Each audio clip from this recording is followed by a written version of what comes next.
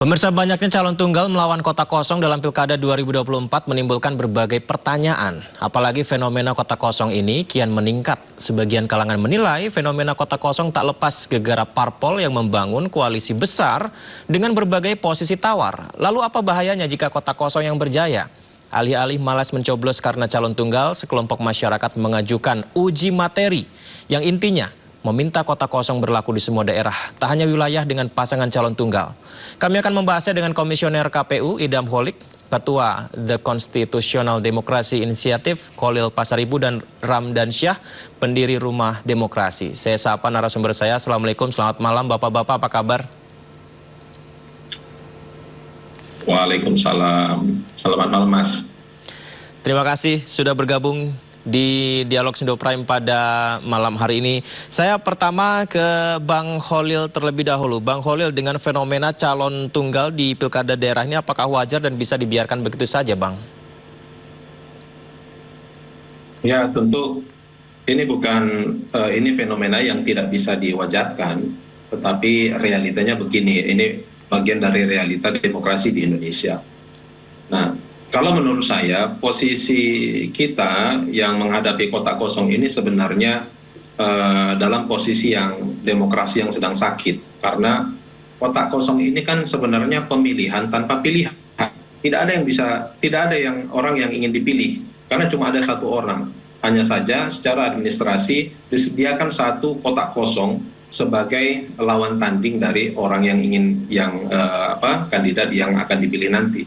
Jadi pemilihan tanpa pilihan itu bukan pemilihan menurut saya, karena pemilih kehilangan haknya untuk memilih dan ada orang lain yang kehilangan haknya untuk dipilih. Pemilihan itu harusnya ada kontestasi antara dua orang atau lebih, bukan satu orang berkontestasi dengan kota kosong. Dan kalau ini terus terjadi, ini membahayakan banyak hal. Tidak hanya membahayakan demokrasi kita, sebenarnya ini membahayakan partai politik itu sendiri. Sayangnya partai politik kita terjebak dalam arus seperti ini, terjebak dalam arus kartelisasi, sehingga mereka beramai-ramai mendukung hanya satu orang dengan harapan mereka ikut dalam kemenangan itu, begitu. Padahal Mahkamah Konstitusi telah memberikan peluang, walaupun waktunya sangat pendek saat itu diputuskan, tetapi masih ada ruang pada saat itu untuk mencalonkan kadernya sendiri. Tetapi justru partai politik tidak memanfaatkan peluang yang sangat baik itu. Begitu, Mas. Baik, Mas Idam, berapa daerah yang berpotensi calon tunggal menjadi kota kosong, Mas Idam? Berdasarkan hasil perpanjangan masa pendaftaran yang berakhir pada tanggal 4 September 2024 kemarin, itu kini tinggal 41 daerah. 41 daerah ya? Ya, 41 daerah, satu untuk pilkada gubernur dan wakil gubernur, dan 40 untuk pilkada kabupaten kota yang tersebar di 20 provinsi.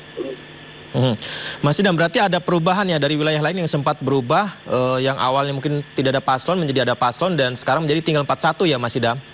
Yang awalnya di dua daerah tersebut itu satu pasangan calon. Waktu pendaftaran di rentang tanggal 27 sampai 29 Agustus 2024. Setelah diperpanjang di 3 hari mulai tanggal 2 sampai 4 September 2024, itu bertambah satu pasang calon lagi. Nah, daerah tersebut itu ada di Kabupaten Kepulauan Sitaro, Provinsi Sulawesi Utara, dan Kabupaten Puhowato, Provinsi Gorontalo. Jadi kini untuk pilkada satu pasangan calon di tingkat kabupaten kota tinggal 40. Totalnya 41 ya. Baik, Mas Idam, saya mendengar KPU akan berkonsultasi mengenai aturan kota kosong pilkada ini dengan DPR pada 10 September ya. Benarkah demikian, Mas Idam, dan apa yang akan dikonsultasikan? Benar sekali, kami sudah diagendakan untuk mengikuti rapat dengar pendapat di DPR, khususnya di Komisi 2, dalam rangka konsultasi berkenaan dengan ketentuan yang terdapat di dalam pasal 54D ayat 3 Undang-Undang Nomor 10 Tahun 2016. dalam ketentuan tersebut itu ada dua alternatif penyelenggaraan pemilihan apabila kota kosong ini mendapat dukungan perolehan suara di atas 50% atau kota kosong yang menang, istilah lainnya. Itu ada dua alternatif pilihan kebijakan, apakah pilkadanya akan diulang tahun depan atau pilkadanya akan diselenggarakan sesuai dengan jadwal yang diatur di dalam Undang-Undang Pilkada. Dalam hal ini 5 tahun ke depan sesuai dengan pasal 3 ayat 1 Undang-Undang Nomor 8 tahun 2015. Berkenaan dengan hal tersebut, tentunya kami KPU memandang bahwa pemilih berhak atas kepala daerah yang dipilih secara langsung untuk memimpin daerah selama 5 tahun ke depan. Itu pertimbangan kami. Dan kami akan konsultasikan ini kepada pembentuk undang-undang, dalam hal ini DPR atau Komisi 2 DPR RI dan pemerintah. Mas Idam, mungkin bisa diulangi kembali. Kalau misalnya kota kosong yang menang, teknisnya ini bagaimana pemilihan kepala daerahnya? Apakah PJ yang bertugas atau ada pemilu ulang, Mas Idam, nanti teknisnya? Halo?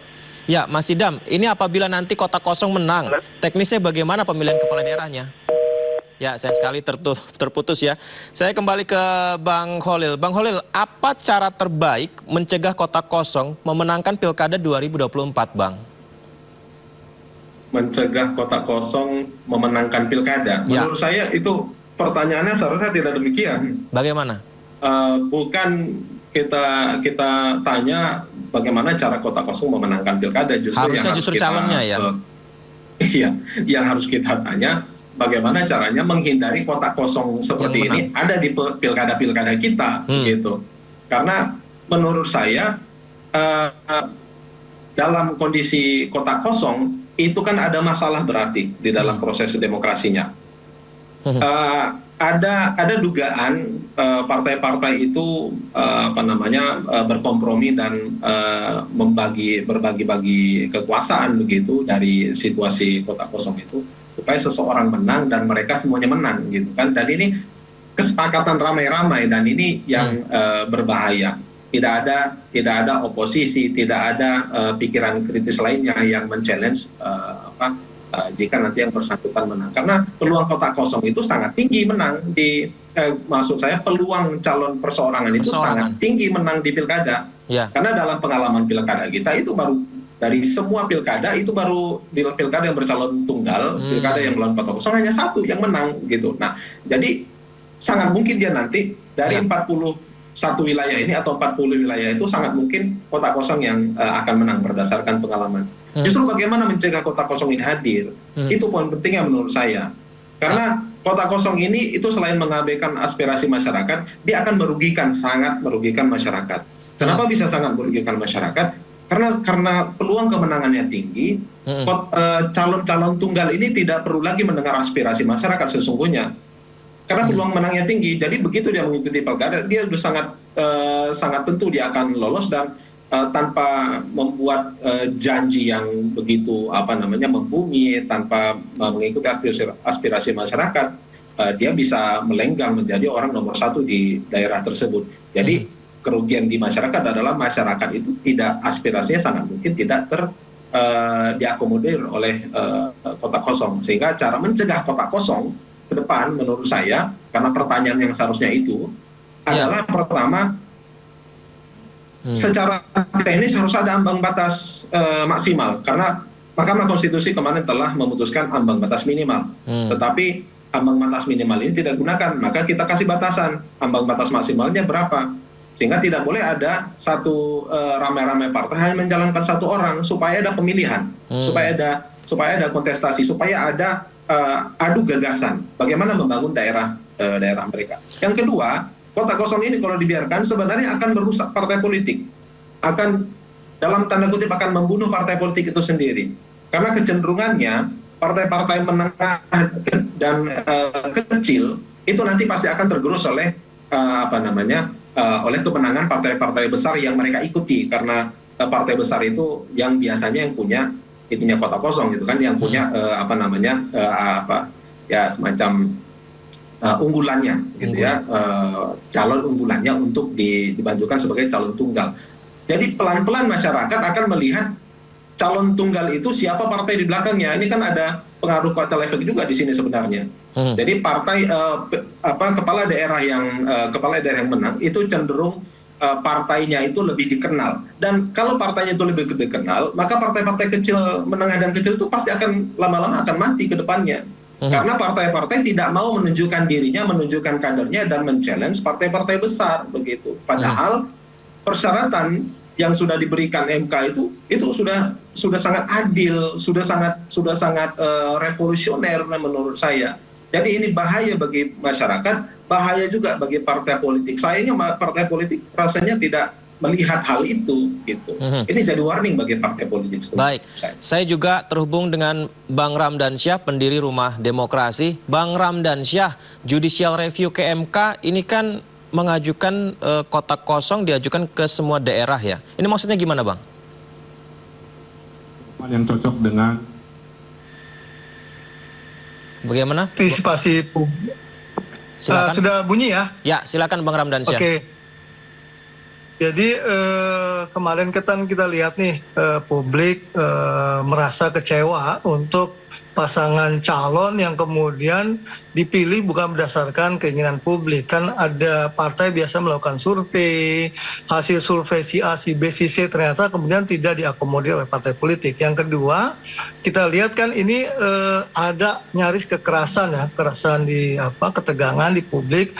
Saya di Jakarta Utara, di Priuk, misalkan kemarin ada satu pasangan calon ketika menyampaikan pandangannya disuruh turun. Ini kan ketegangan yang berpotensi awalnya kan laten, lama-lama akan muncul ke permukaan, konflik sosial akan muncul. Nah, kemudian kami pergilah ke MK. Kemarin kami daftarkan di Mahkamah Konstitusi uji materi terkait beberapa pasal. Pertama, pertimbangan yang dasar adalah tadi sudah disebutkan ya bahwa di beberapa daerah atau 41 daerah itu kan bisa yang namanya kotak kosong. Artinya surat suara pemilih di luar pasangan yang ada. Dan itu kan tentu saja diperkenankan oleh Undang-Undang Pilkada. Nah, kami merasa 28D berdasarkan konstitusi terkait dengan persamaan hak, masa cuma di 41 wilayah saja. Maka kemudian kami pintu masuk dari sana menginginkan itu bisa juga terjadi di banyak wilayah yang tidak pasangan satu saja. Bisa misalnya Jakarta 3 atau 4 atau dan seterusnya. Lalu kemudian kami lihat bahwa ada pasal di Undang-Undang Pilkada yang memungkinkan itu. Jadi kami melihat kasus di banyak negara Amerika Latin terjadi namanya blank vote atau vote of none of above, kira-kira gitu loh. Blank vote itu adalah kita memilih bukan yang ada dalam surat suara.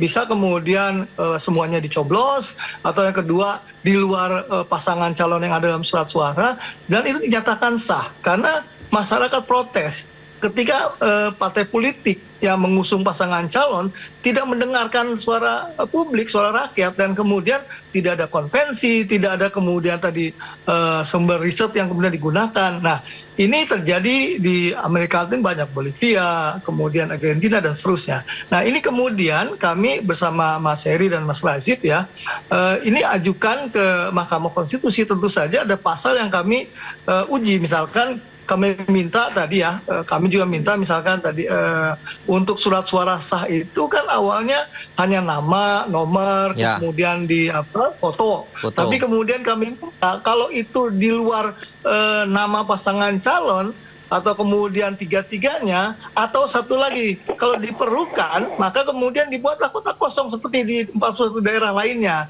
Ini yang kami tuntut MK agar kemudian melindungi hak konstitusional warga negara bahwa mereka ingin memilih. Ketika sampai TPS mereka memilih yang bukan ada dalam surat suara, dan itu harus dilindungi. Nah, ini yang kami coba minta kepada hakim MK agar kemudian tidak ada yang suara yang hilang gitu loh, karena mereka sengaja datang tapi kemudian tidak memilih suara pasangan calon dalam surat suara. Demikian. Kenapa daripada memberikan hak warga untuk memilih dengan tidak memilih ya, katakanlah begitu ya, ini tidak lebih kepada meningkatkan kualitas dari paslonnya sendiri atau memotivasi agar bisa memberikan yang terbaik untuk masyarakatnya ketimbang Anda mengajukan agar ada kota kosong ini, Bang?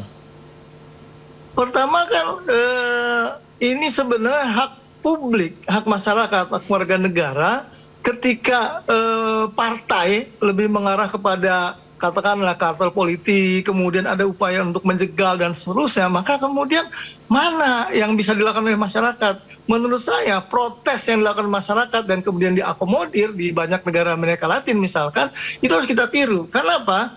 Publik kecewa, seharusnya kan misalkan ya internal partai yang kemudian udah berjibaku sekian lama, sekian tahun, itu harus diusung. Tetapi ternyata lebih kepada ini staf saya, ini kemudian keluarga saya, dan seterusnya. Tidak berdasarkan asesmen yang pas. Atau kemudian beberapa partai politik kan sudah melakukan yang namanya survei internal partai. Kenapa nggak itu yang dilakukan? Dan kenapa kemudian lebih pada kecenderungan, katakanlah ya, kompromi di internal koalisi, yang kemudian ini adalah koalisi taktis. Padahal masyarakat dirugikan. Kenapa misalkan hari ini bunyi protes ya tadi? Karena tidak diakomodir keinginan masyarakat sebagai kemudian calon dari partai politik yang punya suara yang diusung dan semakin rendah. 6,5 sampai 10% kan bisa tanpa harus bergabung untuk mencalonkan pasangan calon yang diusung oleh publik, keinginan publik. Demikian, Mas. Baik, Bang Holil, ini berbeda dengan yang kita diskusikan tadi, bagaimana caranya agar tidak ada kota kosong, pesta demokrasi, masyarakat memiliki calon-calon pemimpin yang beraneka ragam dengan gagasannya, tapi malah justru Bang Ramdansyah mengajukan ke judicial review ke MK nih. Bagaimana Anda melihat ini?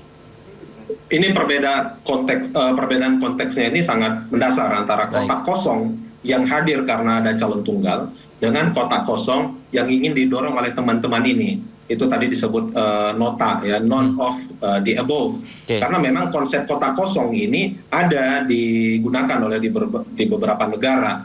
Nah, sangat kentara perbedaannya. Kalau kota kosong yang ada di calon tunggal, ini kan karena ada kompromi di partai sehingga tidak ada pilihan.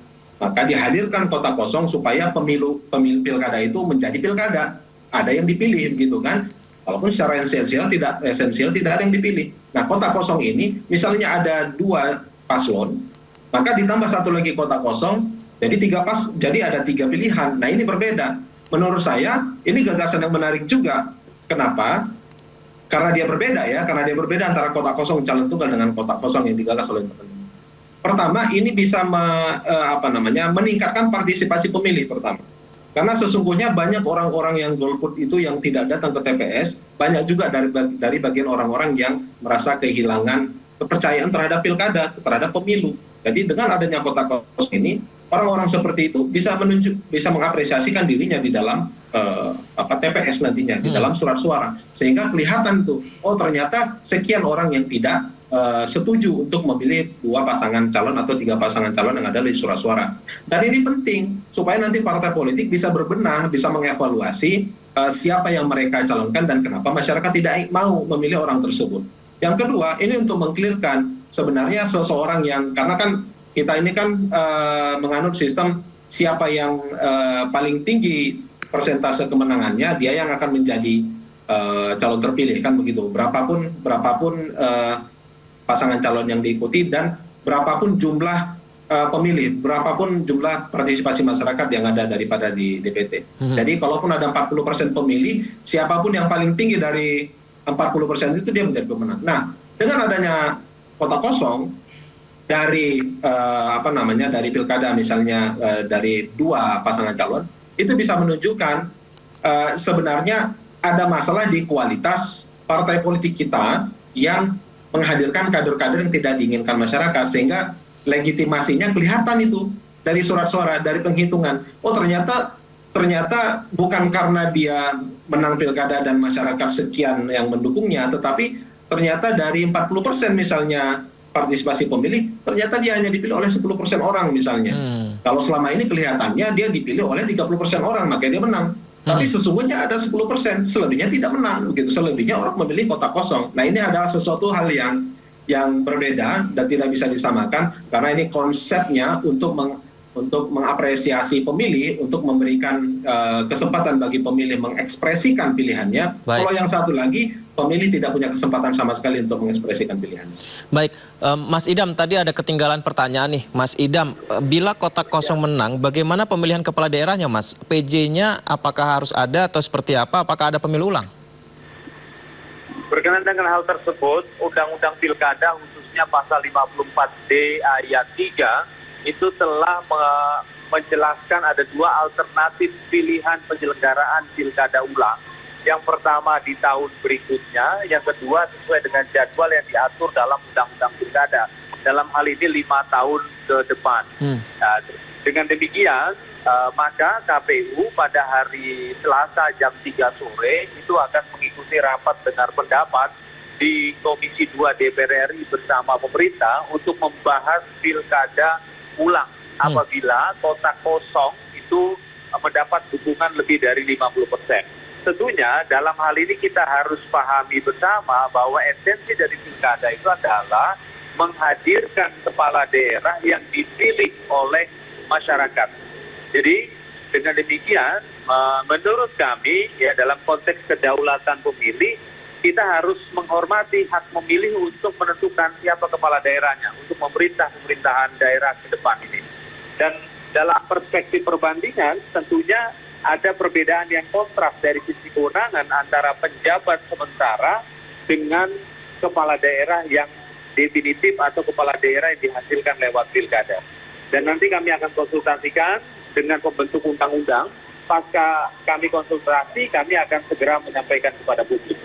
Mas Idam, kita semua menghormati hak rakyat untuk memilih calon kepala daerah yang ia yakini bisa membawa maju daerahnya. Tapi apakah kita juga menghormati untuk rakyat yang tidak memilih sama sekali karena tidak percaya dengan dua calon yang ditampilkan di pilkada nanti? Dijawab setelah jeda, Mas Idam, Bang Ramdansyah dan juga Bang Holil. Kita akan segera kembali tetap di Sindo Prime.